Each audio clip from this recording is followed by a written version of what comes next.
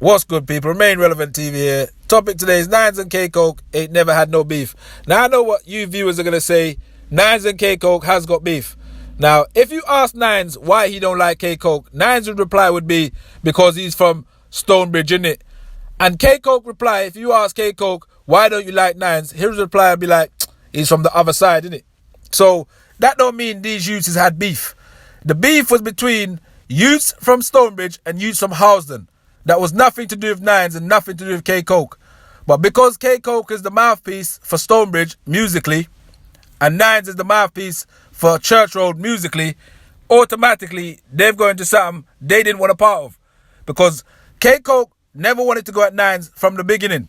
Koke fell out with some of his friends because they wanted him to go at Nines hard in the music industry. But Koke said no.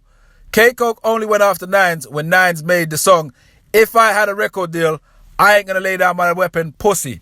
Now, Koke was talking about the youths, about telling the youths to lay down their weapon, which is a good thing. That's not a bad thing, telling the new generation you don't need to pick up no weapon. Because we all know where that fucking leads you, up the garden path and in prison, looking at next man. Koke replied to Nines about giving out turkey in the hood. Now, that's not a bad thing, giving out turkey in the hood. It's not a bad thing to hand out fucking turkey in your own hood, if you've got the money to hand it out, that is. When the youths ran up on Koke in the barbershop, that was nothing to do with Nines. Them youths weren't sent by Nines to run up on Koke in the barbershop. The youths from fucking Housden that ran up on Koke, they was just looking for someone from Stonebridge. And it just so happened that Koke was in the fucking barbers. And as you can see from the video, viewers, if anyone's actually watched the video and you know about that situation, Koke just left his jacket because he's not that stupid to stand there and get fucking poked up by 8 man. It's a waste of time. Live another day, fight another day, live for your family, make money. Now, when the ICB chain got taken, it was nothing to do with Koke. Koke never sent nobody to go and take an ICB chain. It's like I said, the youths from the estate of Stonebridge that wanted to go and fucking just rob someone from Church Road. And it happened to be a little youth that was wearing the chain, flossing, got himself yacked. Koke can't control the youths from Stonebridge. Stonebridge is a divided place. They're divided. Man in the same hood are divided. They don't talk, they don't like each other. Just like man in Housden. They're divided, they don't talk, they don't like each other. That's why, back in the day, years ago before the Nines and Koke came along, man from fucking Housden went and linked up with man from Stonebridge. Then them man there from Stonebridge went back into Housden with Stonebridge man and tried to defend the war. Some bullshit war about postcode and drugs. Because the war started with man from Jamaica coming over to the UK and landing in fucking London trying to get a job. And then man their job career ended, so then man they turned to drugs and fuck up the youths that was growing up. And in the youths growing up, Koke and Nines inherited bullshit that was nothing to do with them. But because they live in the area they live in, viewers, listeners, remember, they've got, some of them feel like they ain't got no choice. Even though they've got a fucking choice, stay out of it and change your own fucking lifestyle. You're a bad boy if you could tell a man, fuck beefing over bullshit, I'm gonna change my life. You're a bad boy if you could do that. You're a soft you if you follow along like a fucking snail and you fucking run behind a man like you can't control your own self.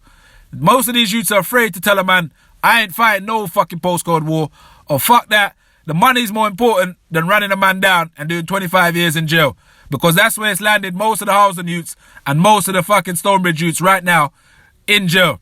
And bear in mind, viewers and listeners, these youths that you heard about back in the day trying to kill each other back in the early 2001, they're friends in jail. Because like I said, when you're doing a life sentence of 25 years and 30 years and 18 years solid, you fucking find some type of fucking peace in yourself. So you realize beefing a man that lives fucking 10 minutes down the road is not worth it because half your life is fucking gone. Them man, they're friends now. But these youths on the road are out here still running around like they ain't got no fucking sense, claiming to be bad, all over the fucking net, jumping up and down with a man's chain or jumping up and down with a man's fucking car. The Big Keys and Koke situation in jail, Koke and Big Keys need to stop talking shit.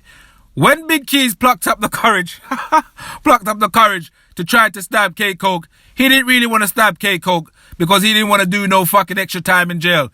He didn't want to get a fucking IPP in jail and do a quick 20 fucking years or 8 years in jail. He didn't want to do it.